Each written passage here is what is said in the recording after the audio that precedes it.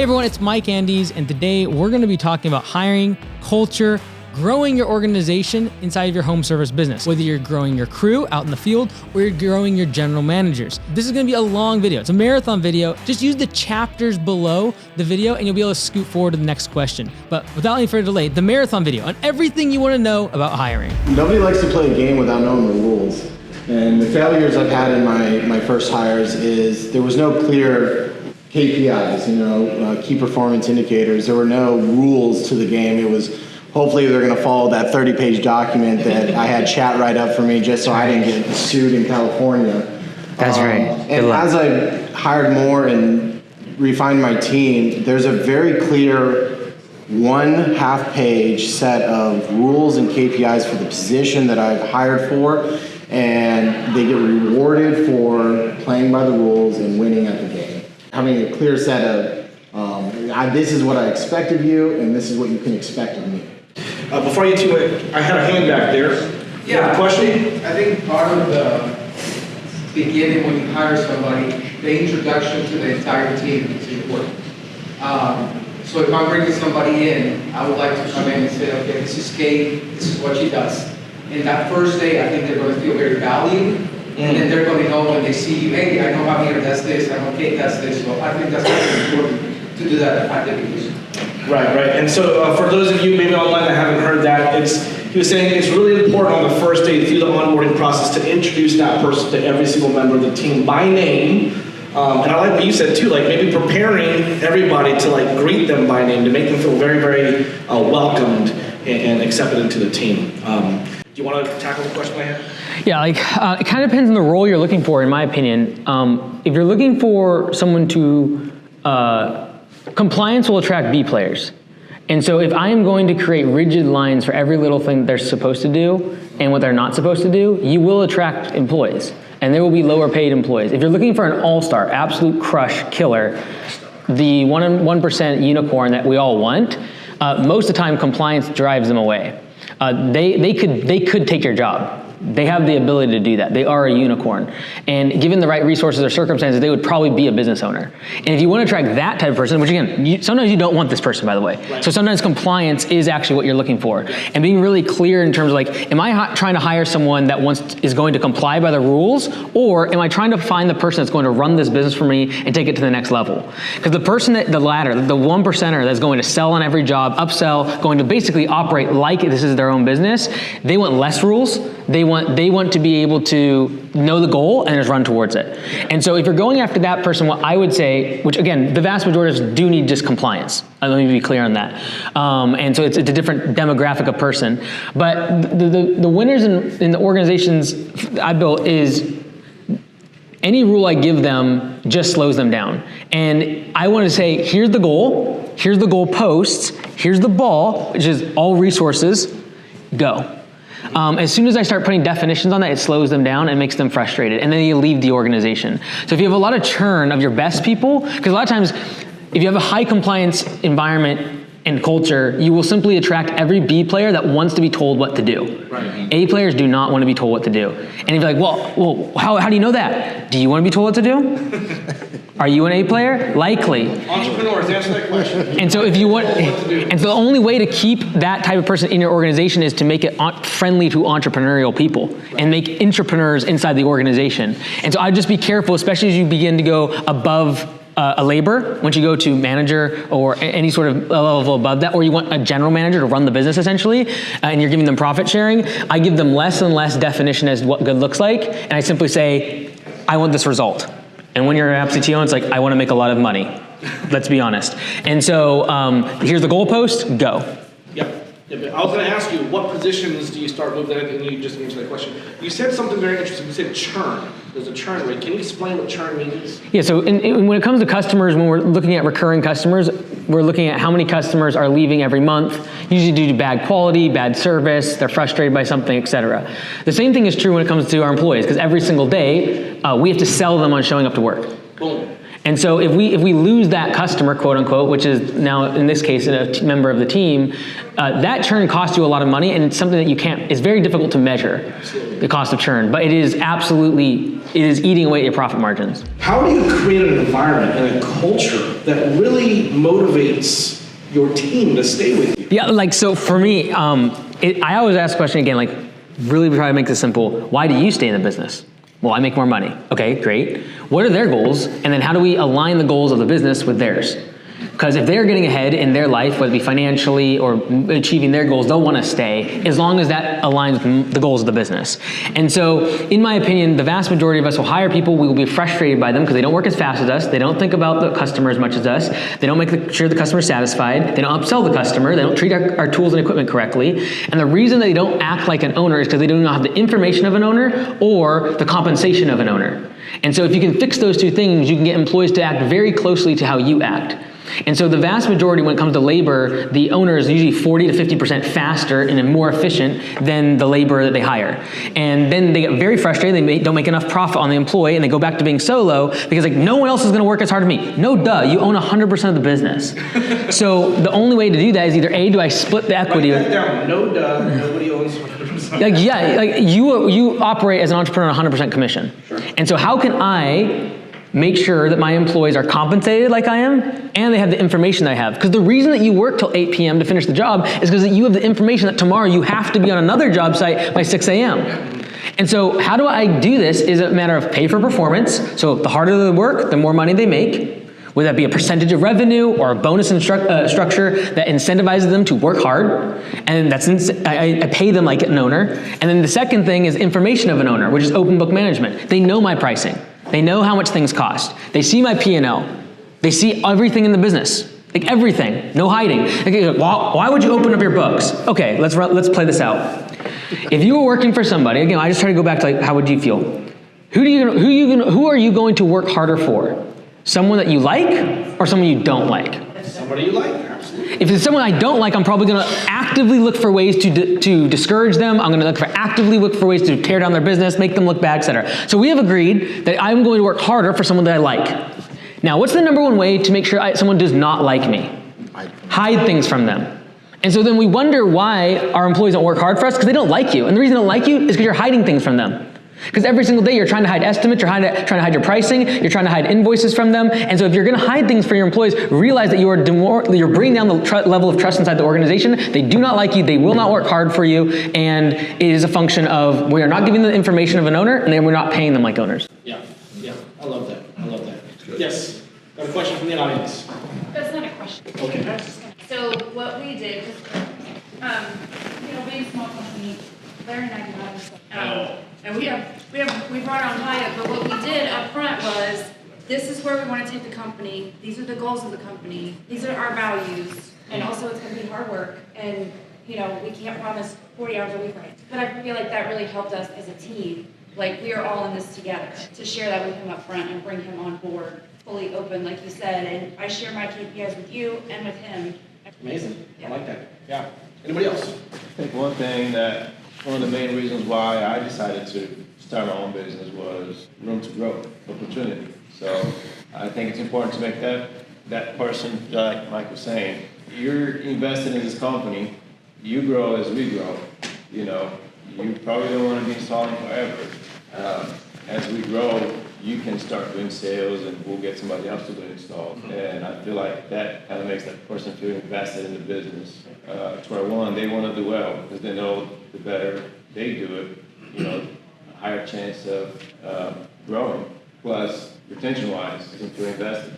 Yeah. I'm going to stick around because I know someday I'm not going to be installing forever. Someday I want to be selling, I want to be running the business. The question I wanted to ask is, how do you maintain motivation and focus during periods of slower growth, setbacks, or the seasonality challenges that we have? So we kind of went into that, and I would like to kind of get back there because we're all in the service industry, and there's a lot of states in here where we have rough winters, right? And it's really, really hard to do anything pole fence and even some other stuff. So how do you maintain motivation and leadership through those slower or hard setbacks? I would like to hear from the rest of the panel.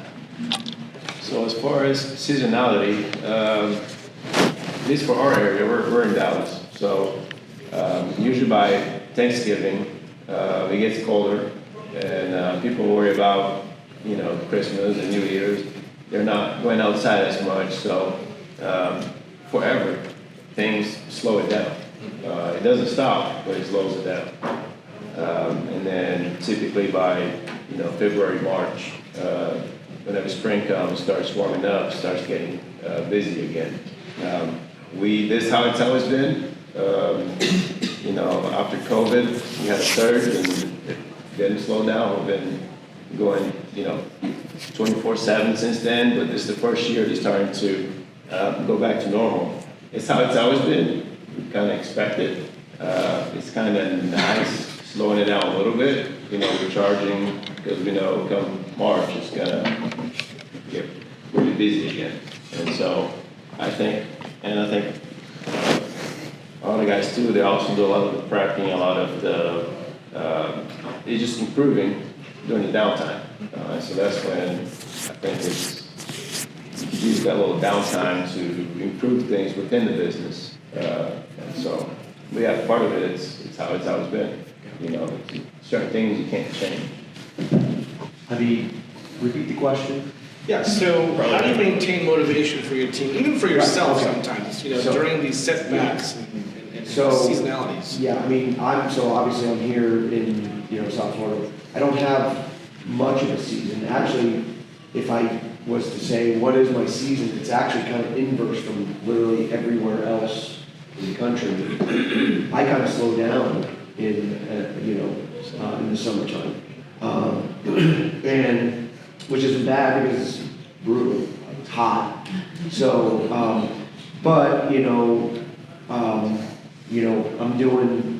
just doing the math. I'm probably doing 60, 75,000 feet a year, right, roughly. And, so Christian, my lead guy, would always kind of freak out a little bit when it would get slow.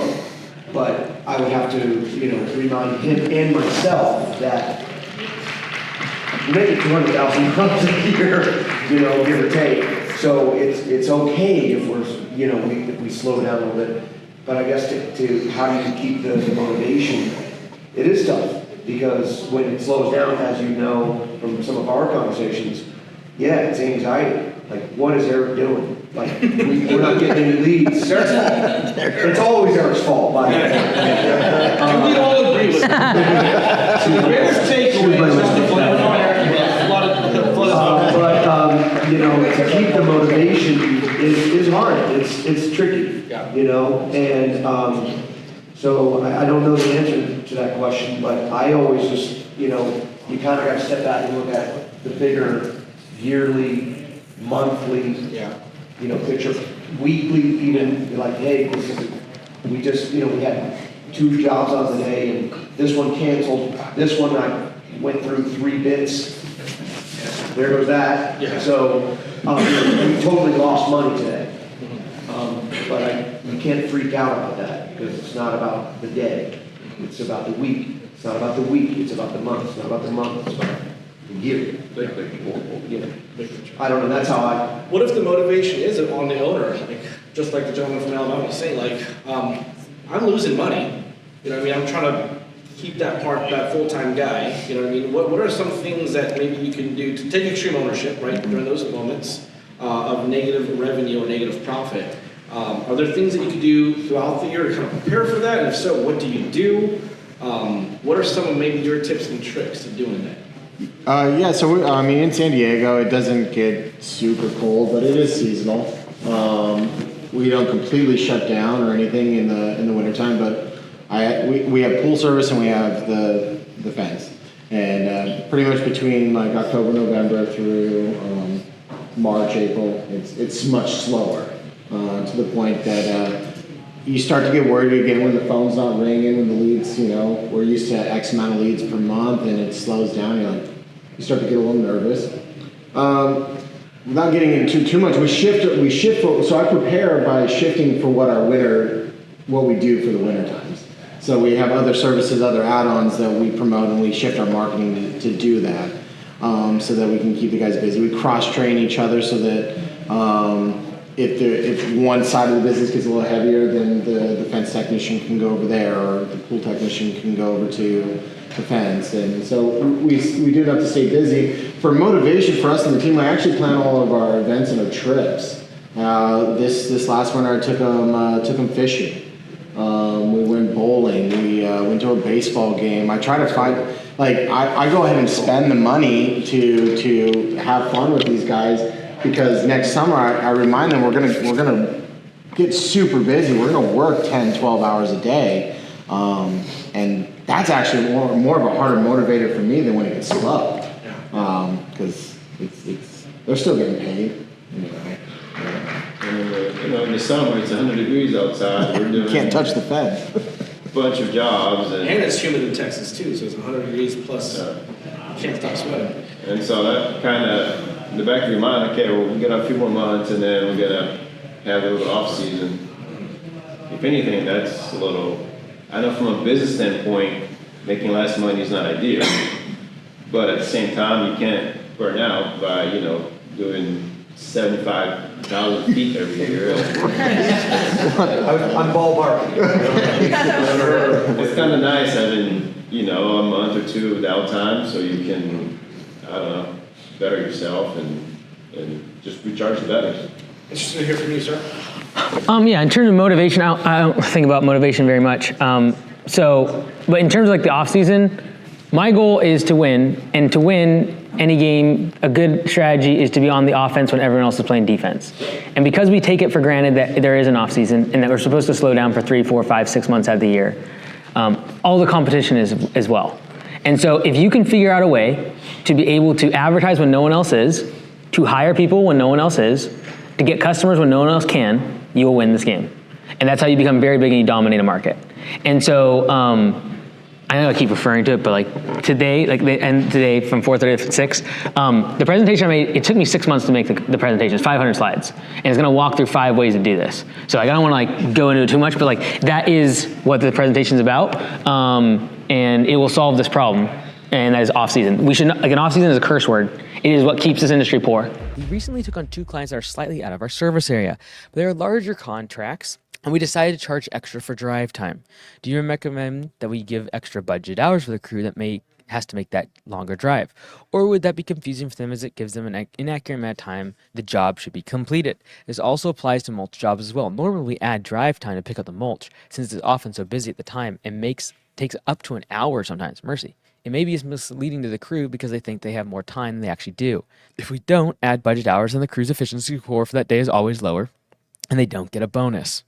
Okay, so, so if you're doing pay for performance, your budget hours need to be accurate. Now, if you're not doing pay for performance, this really does not matter. You're charging a customer an amount, you're paying the crew by the hour, no one cares. Now, you'd have a whole different argument as to whether or not it's efficient for them to be driving this far or going an hour away from mulch, etc. But when it comes to pay for performance, we do need to take into account the drive time. Now, do I pay them for drive time? No. But if I'm going to make them drive an hour away, but only do budget hours for the 3-hour job they're going to be at, they will never be able to make P for P and above base pay. So you'll have to bake it in. This is why small service areas, you don't even have to think about this stuff. If I'm driving more than just a few minutes from house to house, we have a big problem. And so if you're going to randomly take 2 customers way away, yes, I'm gonna inflate the budget hours if I'm on pay for performance to make sure my crew can get above base pay. Because the last thing you want is they know there's no way in the world they're gonna be able to make base pay, not because the budget hours are accurate, but because the drive time's so long, they're just burning time and they'll get mad at you. So what's nice about pay for performance, it keeps you honest. It prevents you from doing bad business behaviors like getting a random couple customers way outside your service area, because your crew will get mad at you because they'll start figuring out they don't make any money if you're doing services that far away. So if you're going to, I would beef up the budget hours for them, because I've been running my pressure washing business by myself for 3+ years now. I made some huge decisions recently. I'm very close to my family and recently added my brother on as a part owner, with me barely holding the majority share. I've also added my sister on as almost equal parts owner. Okay, interesting. The question is not if this is a good idea. I know it sounds like a disaster waiting to happen. I'm extremely close to them and have a ton of trust as well.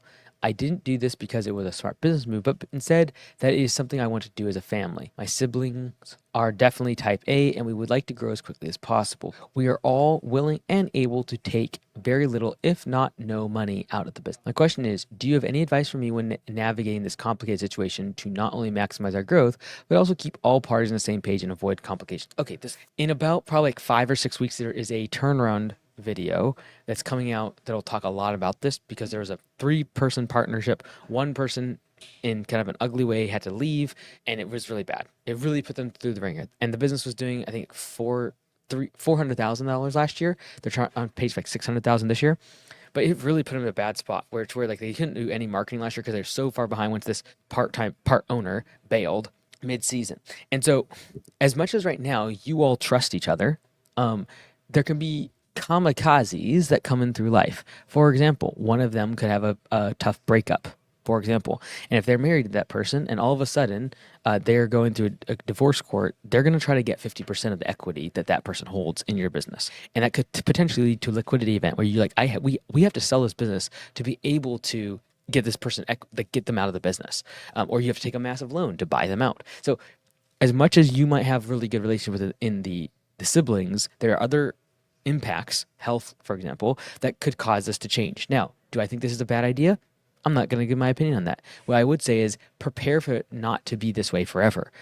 Unlike marriage, it is not till death do us part. Most business relationships, and I don't mean like 50% like marriages, but rather more like 99% of people that start in business together will eventually not be in business together. That's just the facts. Like, there are very few Charlie Mungers and Warren Buffetts that literally until the day they die are in business together and just keep going together. It is very, very rare. Most of the time, you're in business for someone for 5, 10, 15 years. These are partnerships. These are not marriages. And so what I would recommend is, like, some people spend literally 10 seconds getting a business relationship, and yet they think that's crazy if you went and got married. If you're giving someone equity in a business, you are giving them a huge chunk of your like a huge amount of investment together. You're spending more time with this person than probably your spouse, and yet we just do it so flippantly. And so I would recommend creating, quote unquote, I'm going to say this mostly for the effect, a prenup for your partnership, because it's not a matter of if you will separate, it's a matter of when. And so it's not a bad thing. It's a matter of saying, like, eventually life is going to happen. One of us is going to want to move on. One of us is not going to want to be here 8-10 hours a day. When that happens, what's going to happen? Are we going to have to buy someone out?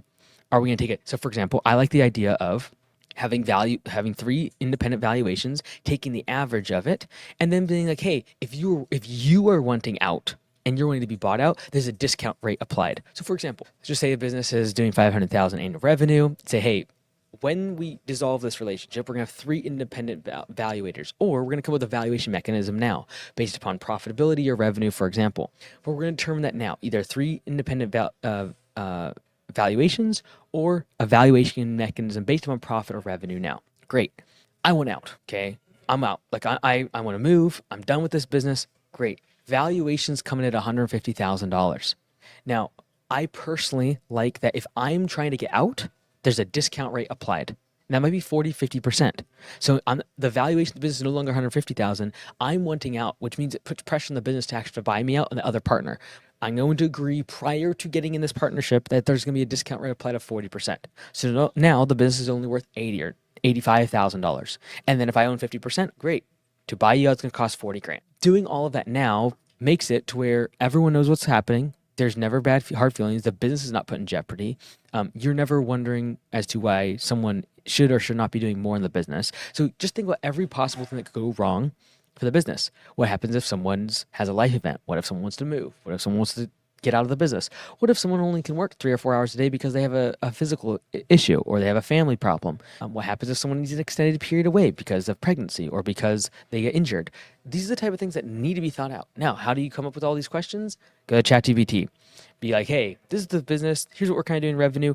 Ask me every single question that could possibly go wrong so we can figure out exactly how every single case would be handled. And it'll give you like 20 to 50 questions that you all need to figure out. Like, what happens if someone gets divorced? What happens if someone wants to buy more equity? What happens if one person's working 16 hours a day and someone else is working 3 hours a day? How does that impact profit sharing? How does that impact equity? There's so many variables. And if you just go to it blindly, it's not a problem until you're making money. Like, no one really cares about holding equity or profit sharing in a business that doesn't make money. As soon as it starts making money, it means a lot. And that's when confrontation happens. So right now there's no confrontation because like everyone's like, I don't want money for the business. That will change. For everyone that says that, eventually that will change. And so instead of just blindly going into this, let's think about, okay, well, when that changes, how are we going to handle it? So that way, when it happens, we don't have to ruin our personal relationship. Congratulations, happy couple. May your marriage be filled with love, joy, and God's blessings as you embark on this new chapter together. May your love for each other, like the love of Christ, be everlasting. Thank you very much. Okay. What should an operations manager position look like for $400,000 to $500,000 on a business that has never filled that role other than the owner? What are the most effective ways to get someone up for success in that position and set clear expectations spelled out? And which should those expectations be? Okay, so I would need a little bit more information on this, Jeremy, because I don't know if you are what your pricing looks like. Because usually at $400,000 to $500,000, I would say you can't afford an operations manager. However, if you grew the business to $300,000 with like 150 customers, and then you raised prices aggressively, and you're like top of the market, you can actually make money. So usually you don't need a full-time operations manager. Now, what I would say in terms of this role at $400,000 to $500,000 is this does not require a full-time overhead position. The reason I say that is because to get a really, really good operations manager, especially if you want this person to run the business without you, they need to have incentive to be able to make good money. And let's just call it $80,000 on a $400,000 business. That's 20%. And so it's very difficult to have a 20% overhead if that person doesn't generate any revenue. So personally, the number one thing I'm looking at is completing 30 budget hours of work every single week. So if they have 0 estimates and 0 in-person training and interviews, then I expect 30 budget hours of work in the week. And I go down 1 hour for every in-person estimate and for every in-person training or interview that they have to do for hiring the team. So sales and the other aspects of hiring. Now, the reason I do that is because I know that on the other side of the coin, I am trying to do what? Reduce the amount of in-person estimates with instant pricing and over-the-phone estimates, so I can drive that number down, make them more efficient. Like the number one reason I do instant pricing is my general manager from being out driving around making no money and actually burning money, and instead generating revenue in the business. But the only way to make sure this happens is keep them accountable to budget hours of how much work is expected of them. So we expect 30 budget hours of work in this size of business. And then if you got 5 in-person estimates this week, great. 25 budget hours expected. Oh, you have to do 2 interviews and you did half a day of training? Great. We're going to bring that down to 20 budget hours for this week is what now is expected. Instead of just being like, yeah, like I filled my day with follow-ups and I did some estimates, I did some training. And you actually boil it down, they actually did like 10 estimates the whole week.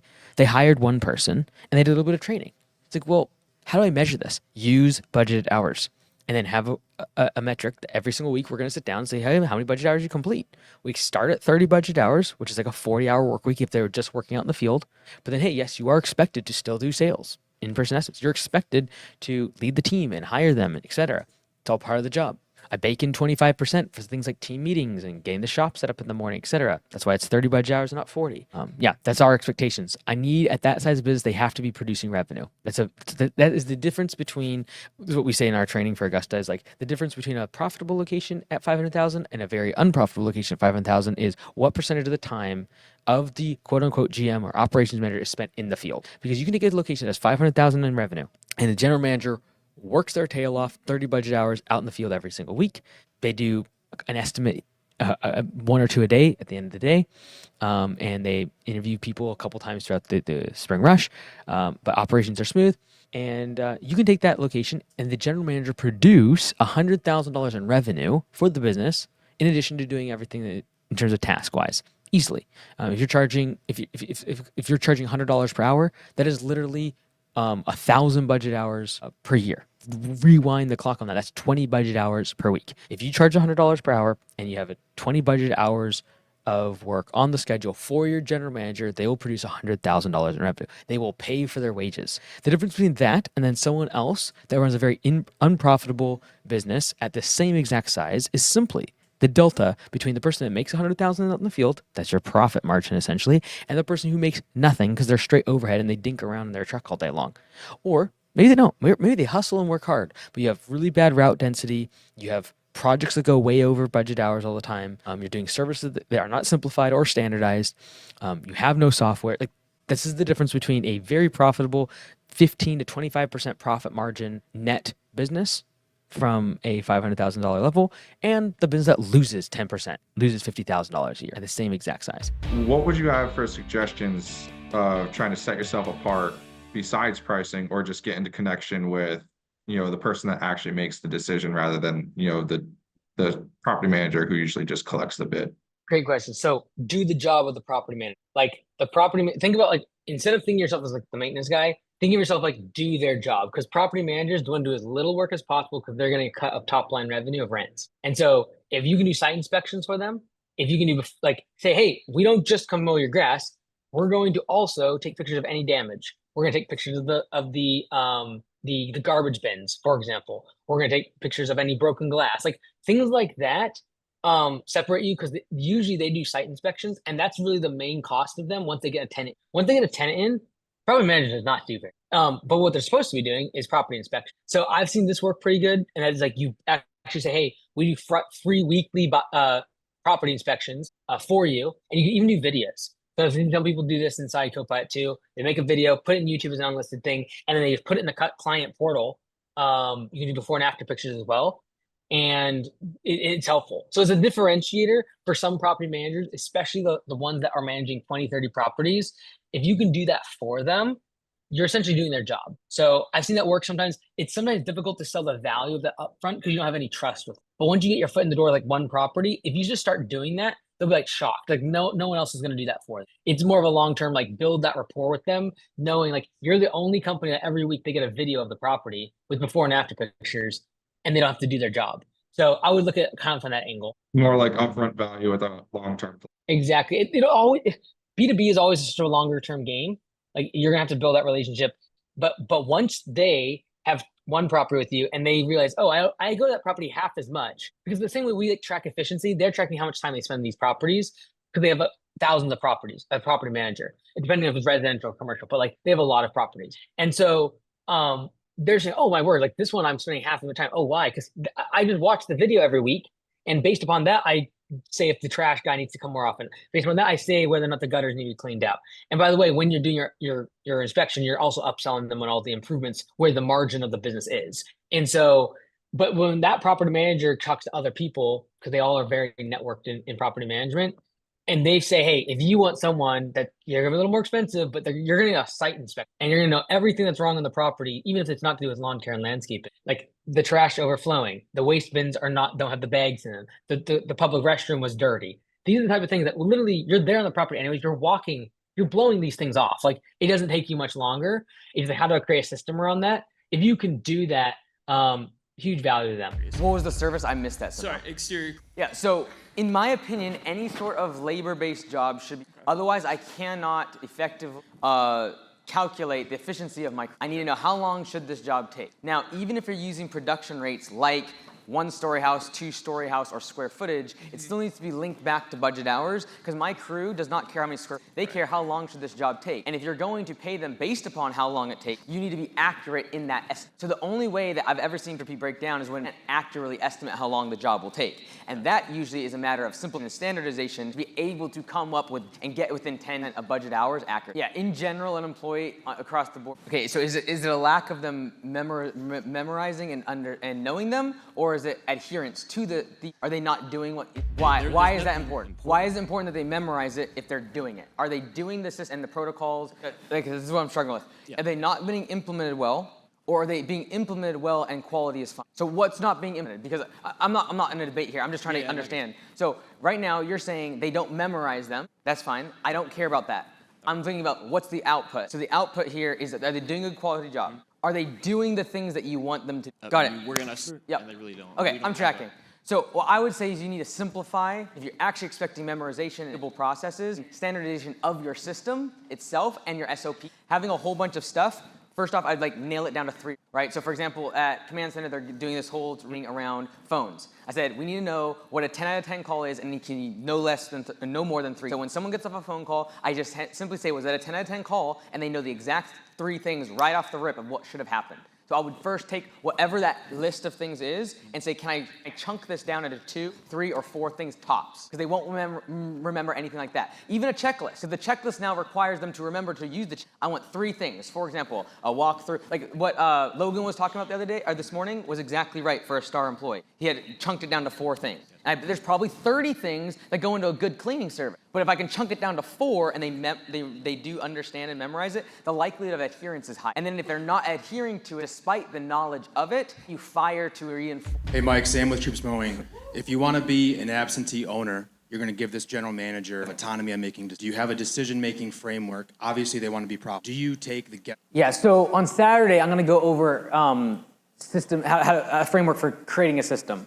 I would say if you're going to take ownership of making sure you set up the general manager for success, you're going to have the business systematized already. If it's not systematized, you're handing them over a ticking time bomb and they will fail. And so I'll give you a framework for how to make the system, and you can literally take every single aspect of the business, estimates, project management, et cetera, and just put it on this graph and like, where am I on this continuum of from bad to good? And I'll have that continuum for you. My question is, I currently looking to open a second location. My general manager, I discussed switching him from hourly to a salary with some profit sharing. My question is, do you switch your office admin, or at what point do you switch your office admin to a more... This is Michael? Yes, Michael. Okay, all right. From hourly to salary and stagger up his... So when do you turn into salary? Say that again, sorry. You're asking when do you turn your admin person into salary? Exactly, yeah. When you know that year-round they are worth their wage. If they're not, I'm going to be laying them off, or they're going to go into the field. So at 2 locations, it is likely that an admin person, and if you're doing, say, 1.5 million at that size, an admin person is going to be full-time even during the off-season, and even just getting things ready for the spring rush. So then I would say yes. So if I was in a rock and a hard place, if this is like a topic, I would give him a revenue goal around when the business crosses this threshold, then we're gonna put you on salary. He'll be motivated on follow-up calls, and as an admin person, he can actually change that. He can affect that. So he'll impact the growth, and then to use your operationally sound GM, I kind of know the situation here, use him to make sure things are efficient in the field, but then use the fact that you've incentivized this growth to a certain point, knowing that at 1.5, you hit a more profitable size of the business. Make sense? Assuming your sales GM like kills it, what do you do with him? Like once you send a technician to replace him as an operational one, what can you do with that guy? Some creative things. Couple things. You can either one part I didn't talk about today was the starter role. That's basically what I kind of would do with Connor, where he started locations for me. So if you're trying to do the chain model, I would get them onto the next location and I have an operational GM behind them. I would incentivize them on that operational manager getting trained up so they don't just leave them in a lurch. So sometimes what we've done is we give them a perpetual distribution of cash based upon that location in perpetuity. So hey, you're gonna start this other location, but I'm still gonna give you 5% of this location, and then what happens is they kind of start to make sure that manager is trained better and check in on them occasionally because it is affecting their paycheck. So what do you recommend for people who are getting their first non-owner GMs and prepping their expectation? Obviously, we're sharing with them like, hey, have scorecards, meetings, all that. We're expecting 30 budget hours a week, but due to our lack of experience with managing GMs and spring rush hits, and now they're at like 50 hours a week, and they feel like we're dishonest with them in the beginning. How are you handling those expectations, managing managers? The first thing is I would say is, first off, be very conservative. So profit sharing, when I'm pitching a general manager, go low, right? So even like my target plateau situation, I went lower. Like I don't want people to think, like, oh my goodness, I should be making like 30% margin. It's possible, yes, but like most people don't. So I'm gonna go lower in terms of what I incent. I'm also gonna tell them how hard it is. Most really hungry general managers, if you say these lines, they actually salivate. And that's like, hey, it's gonna be really hard. It's difficult. It's hard managing people. I know you haven't done it. You've been in the field before. It's tough. And when the buck stops, it now stops with you. And if we go over in spring rush, you're the one picking up the slack. And it's difficult. I don't know if you're made up, like if you can do it, but it's tough. Like, and you tell them the stories of the pain you went through. You say, but I think you got it inside you. And you're gonna tug on their emotions here. And you're gonna get them to commit to those, because they will happen. Even if you do everything right, spring rush is it kills everyone. So I would just prepare them for the worst. And then secondly, I would communicate with them on that weekly cadence of how they're doing. And going into what you just told me, I would tell them, I have never managed a manager. I'm new to this. I need your feedback. If there's something I can do to support you more, or if there's something that's not tracking with what we've talked about today, I need to know about it. And that includes you working more hours, that includes you not feeling respected, that includes you not feeling compensated. I need to know about those things because I can't fix them otherwise, and I don't know what I'm doing. If you say that, they'll be on your team, they'll give you all the feedback faster instead of having a quarter go by and all of a sudden they want to leave because they could have just told you in the first 2 weeks that they don't want to work 80 hours a week. So I've got a question about pay for, say you've got a field employee earning P for P, and you're wanting to transition them into an operational GM. And they're just crushing on P for P and making too much money? So I'm curious, like, how would you go about that transition? When would you transition out of P for P into something profit sharing? What factors would go into making that decision and everything? Yeah, so if you have a really high producing P for P member, sometimes this is difficult because during peak season, they could literally be making more per hour on P for P than a general manager's salary. So this is when having a conversation like, what is your objective of working here? Do you want to have, what is valuable to them? Do they want longevity? Do they not want to be working in the field because they're getting a little older? Do they think about 10 years from now when their knees might not be able to take it? And maybe like, okay, I'm okay with sometimes making a little bit less, but for the upside potential of profit sharing, as well as the fact that I'm not going to be as hard on my body. I just need to know what they value, and then I'm going to build back end the incentives against that. So if like, no, I love P for P, I just like working hard, I would leave them alone. Let them keep doing their thing and don't push them. But if you're like, I'd love to learn about estimates, just slowly guide them into it if they start feeding on it, and they'll gravitate, they'll start watching videos, they'll start getting better at it, and then they become a general manager, and they're willing to take a pay cut of a few bucks an hour because they want the salary, they want the stability, they want the position, and they want the option to not work in the business, in the field all the time. What is their goal? And then you simply make the benchmarks to get them to their goal. Perfect. Don't think about you, don't think about the business. Yeah. What's your goal? I need to know that. Because if it's not aligned with being a great general manager and what that entails, I'm not even going to like incentivize you to get there. Yeah. I'm a little over 600,000. I want to open a new location next year. I hired an admin for this year and a general manager, and I'm wondering what are like the things I should focus on for them and like KPIs to track. Yep. So are they both full-time year round? Yes. Yep. Are you working the business full-time? Yeah, I'm going to focus on sales, marketing, and it's my goal anyways, if that makes sense. Yep. I'm going to guess that cash is a little bit tight because you have 3 different overhead people working in a $600,000 business. Like, is it a problem or not really? Am I barking up the wrong tree here? It hasn't really been. Okay. Yeah, it actually hasn't been too tight. Okay. But next year I am raising what I'm paying though, so I'm nervous about it. Yeah, because like as soon as you get out of the business, you're gonna see all the flaws, right? And so if you're gonna are you gonna start the second location next year? No, so this year my goal is kind of just to simplify and like get ready to copy and paste, like find what's most profitable. Yeah.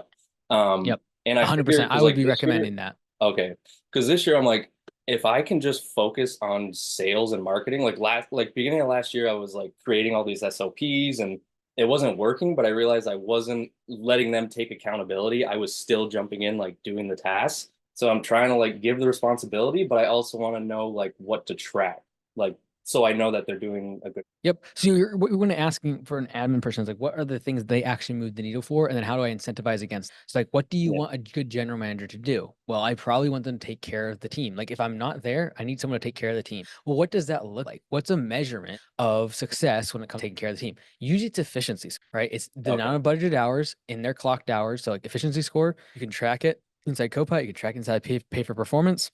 That is a huge determining factor for me of whether or not a general manager is doing their job. I'm also going to be tracking if at your size, that general manager is likely going to be working in the field a little bit. Now I'm going to have a measurement around that. I'm going to say, look, out of a 40-hour work week, I expect 30 budget hours worth of work to get done. Now that number goes down 1 hour for every estimate you do that's in person. It goes down another hour for every interview you do in terms of hiring. But ultimately, I expect you as a general manager to complete 30 budget hours of work a week and then be able to tally and show me the estimates and interviews that were done to subtract from that.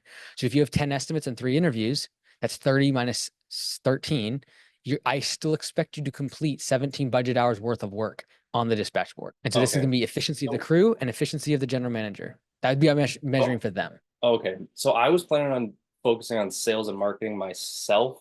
So I would do the estimates, but we do landscaping and lawn care, but I was kind of hesitant. I wanted to set like a minimum for landscaping because I want to eliminate a lot of like the BS, like going and doing jobs that I don't know if it makes sense to go. Like I was thinking about setting like 800 as a minimum So I feel like to go and bid a $300 job, the amount of time it takes me to go bid it, where I can sit on my computer and bid 50, lawn mowing or weed control jobs. So I'm like, does it make sense to just set a minimum price, eliminate it completely? I feel like simplifying makes sense, but Yeah, I think what you're trying to do is like simplify the sales position. Before I start setting arbitrary dollar amounts, because there are $600 cleanups that you can do in 2 to 3 hours with your crew and make good money and simple services. It's also a great way to upsell existing mowing customers into something and double their lifetime, their annual customer value by selling them a $600 or $700 cleanup when you otherwise only make $600 or $700 for the whole year of mowing, depending on your market. like So the fall go spring ahead. cleanups I'm all right with, but like anything I can't bid for my computer and I can't like systematize. Like there's certain just random cleanups where someone wants like a couple branches cut and a pile picked up, and it's like I have to go look at that, but it's only like a $200-300 job, and Yeah, I don't know but if it you makes can create sense. systems around this, right? So for example, you can just have it where it's hey, if we don't do in-person estimates, you can submit a video. You can make a form where on the estimate request form, it's like, hey, if you want mowing, click here. And then as soon as they go to another thing, it's like, great, submit your video for your project. Right. So when our owners get busy, they have the option, they have a banner that basically says, hey, we're accepting mowing customers. If you would like a project, you got to submit your video here. Oh, okay. That makes Because you're sense. basically just throttling. Like you'd only do this if you have so many leads coming in, right? And so I would Yeah. just have different forms for different times of the year based upon what you're trying to prioritize. The same way that I would do the same thing with scheduling. Like a lot of these bigger projects, I would probably actually try to get them bid, even if it's remotely, and I'd be trying to schedule them in your off season, right? And you can be more price competitive during the winter too. Yeah. Okay. I'm worried too about if I can't, because like all the random landscaping jobs are hard to systematize. It's like, how do I ensure quality? Like mowing, weed control, it's very systematized. I can give a guys a training and they're good to go. But I guess all my callbacks are from these random jobs that they miss something. And there's so many little details. And that's why I was thinking about setting the minimum, because it's like for a $300 job, I've had so many callbacks and I'm like, it's not paying that much. And I don't know. But Yeah, I so guess a system actually will I've been usually doing fix. videos. Videos do work. Those do work for me. Mhm. If I send a video to the crew, that helps. So yeah, Yeah, so if the customer send a when you be video, that careful, yeah, what you want to be careful of too is like, are we fixing the problem, like the root problem, or are we just simply dealing with the symptoms, right? So callbacks, in my opinion, are a symptom of something else. Either a too complex service mix, not enough standardization in the service mix, and or a lack of systems around pay for performance. Because if they're incentivized to not have callbacks, they will have less callbacks. And so I would actually look at something like that. If you're doing simple service like a $300 cleanup, there should never be a callback because it's extremely simple usually. Like it's cut a few branches for crying out loud. So yeah. usually that's actually a system failure, not actually a system that you need to make a system around it. It's like there's no pay for performance. They're incentivized to come back to the job site because they'd rather be in the truck driving back to do a callback than they would be doing more jobs. So like the incentive structure is now messed up. So I actually think the system failure happens because there's not like the downstream effect. It's a downstream effect of not having pay for performance. Okay. Yeah, that makes sense. I've been trying to do the pay for performance. I'm signing up for the software next year. I was doing it all myself. I made like through AppSheet and all this crazy stuff, but I'm just gonna get the software and focus on growing the business then. Seth, dude, good work. I find it difficult to do computer work, deep work, maker time in an open office setting. Even manager time, I find things take longer than they should when I stay in the same area. I'm far less productive when there are people around, objects on my desk, or even if there are objects in the room near me. I am most productive for the longest durations when in silence, with dim lighting, no windows, and with nothing around besides my computer. How do you work at the command center office without getting interrupted or distracted? Are there benefits to you being easily accessible to the team? Does this become a crutch for team members being able to quickly get answers? Do you think the team Okay, we have a lot of questions here. I'll keep reading. Do you think the team seeing you work near them has any effect? Of course, if you weren't nearby, your work would need to be better. Your work would need simply to show the results and avoid doubts of the leader slacking. Overall pros and cons, office or remotely. Okay. First off, I will say I agree. I'm probably similar in terms of like the general notion here. However, I came in and I said, look, there are people that have learned this. Like, if you think of this as like preference versus skill, I think a lot of times people think about work, the way that they work as like, this is my preference, instead of thinking, oh, this is a skill I have not learned. And when I approached it that way, it kind of changed my mindset on this. So yes, I try to stay focused. And yes, an open office, there is downsides to that. There are also positives from a cultural perspective for you to be around. No, people do not walk up to me and talk to me. Like, you guys have never seen someone interrupt me on a call. So there's certain parameters, like everyone knows my calendar, they can see it. Instead of putting like position, I just put my calendar link. No one can book time on my calendar in terms of the team. So the question is, why are you here then? When there is a need or emergency, I do like to be close to the team so that I can react with speed. Also, I do believe that if I'm going to talk about as much as I do around working hard, putting in the effort and hours and time, I do want to show that to the team. Now, I still work a 4-hour, usually in the evening when no one's around, obviously. So, is it a crutch? Maybe. But team members don't come up to me for questions. Like, there's levels, like in terms of not who they go to. Like no one has my so like there's, as you grow the business, you create levels of management to prevent this from happening, but then it is easier to have a cultural standard in an office where everyone sees the owner doing exactly what they're doing. The way you dress, that you start to see people dress the same way. If I'm putting in hours, I can expect other people to put in hours. And yeah, I don't know. I used to think this way, and then I just realized that like if other people can figure this out, it is a skill. Like if, instead of thinking this is my preference, which maybe I do have preferences to work in this sort of environment. In terms of quieter, I do like headphones. I have white noise, so the accessory mode on your iPhone. You can quickly add white noise to block everything out. I do have shields, so I can't see anything around me.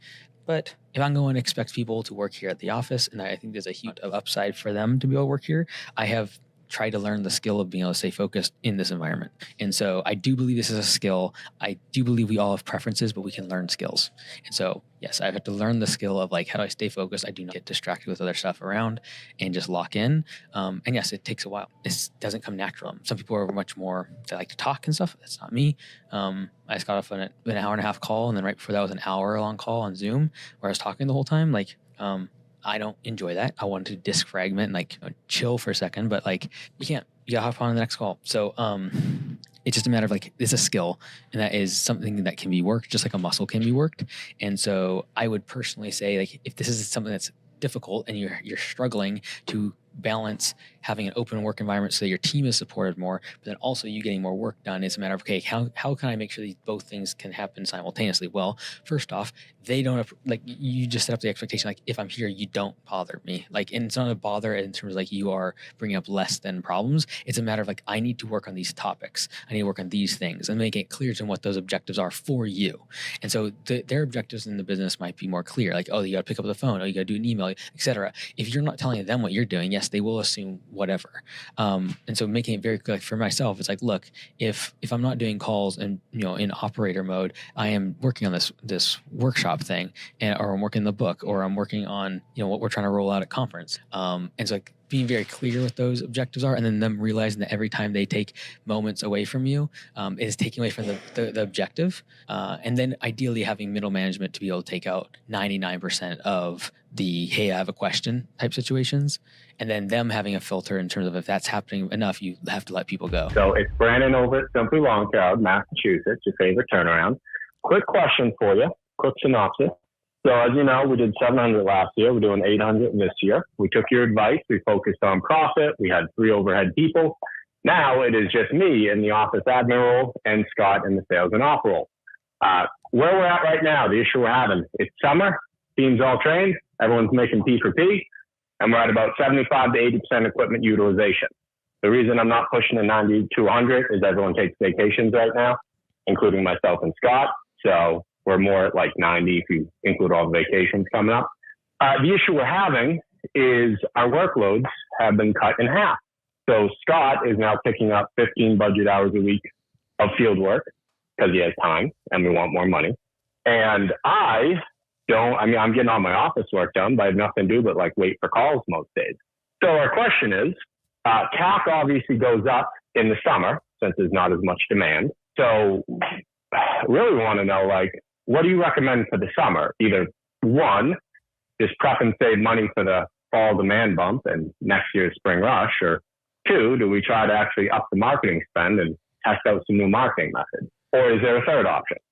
I would say the third option is focusing on the customers that you got during the spring and upselling them into other services, because now we're switching from focus on the recurring side to now one-off projects. So all the customers that you got for mowing, fertilization, or so mowing in the spring, now it's time to go double down on one-click estimate emails, text messages, even in-person estimates for projects. And so it's all the things that we didn't want to do in spring because we were super busy. Now it's time to swap over to those other services as demand for recurring services has basically fell off a cliff. Roger. So focus on marketing things that don't cost much extra money. And if you look at your blended cost per lead with this sort of activity of focusing on upsells, then you actually have a decent cost per lead during even the summer, because now that cost per lead is 0 on an upsell. And so, inside of Copa, because I know you use it, I would incentivize your guys to the moon for upsells. And I would really dial that in. I'd get your top 4 or 5 one-off services that you can offer, and I would give them a $20, $30, $40 if someone gets an upsell from their recommendation. And whether or not you make it where you have to approve it, so you can make it where you have to approve it from the dispatch board before it gets sent to the customer. I would recommend that if you have more entry-level guys out in the field, or if you and your partner, you guys want to have the ability, you can do it directly from one click. It immediately goes out without any sort of approval. I would incentivize that. I would make a thermometer in the office of or a leaderboard of who's getting the most upsells, and either give them per upsell a significant amount, like $30 to $50, or I would make a leaderboard with a massive cash prize, and then do a leaderboard each month. Because ultimately, and this is how you pitch it to your crew, hey, I'd rather give you guys the money than Google and Facebook. So everyone knows work is kind of drying up. We have 2 options. One, we can go spend a lot more money on Google and Facebook and give Marky Zucky Buck a little more money. Or I'm willing to give you guys $30, $40, $50, whatever you feel comfortable with, to be able to get an upsell, and all you have to do is click one button at a customer's property based on the services you think they need. Take a picture, attach it to the job, make the upsell, and then you would then look at the picture on the dispatch board, approve the upsell, and even send you could even, based upon the picture, based upon what service you're trying to pitch to, you could potentially send the quote as well. Gotcha. Cool. Do you guys have an updated video on that in Copilot University? Yep. There's 2. There's a business case one that I made on how to use and how to pitch it, like I just said, to your team. And there's a second one, how to set it up with text or email, how to set up where you approve it from the dispatch board, or if it just automatically goes out. So for you guys, I would just make it where if you see an upsell, especially that he's out now doing jobs, he could literally on every property be sending one of these bad boys out. Yeah, he's actually been doing that. Yeah. All right, cool. So, and they're both on Copilot University. One's not on their YouTube channel. Correct. They're both on there. Exactly. Just search upsells and both of them will come up. Great. We'll get on that now. Thanks, Mike. Talk to you when services come around. Good luck, brother.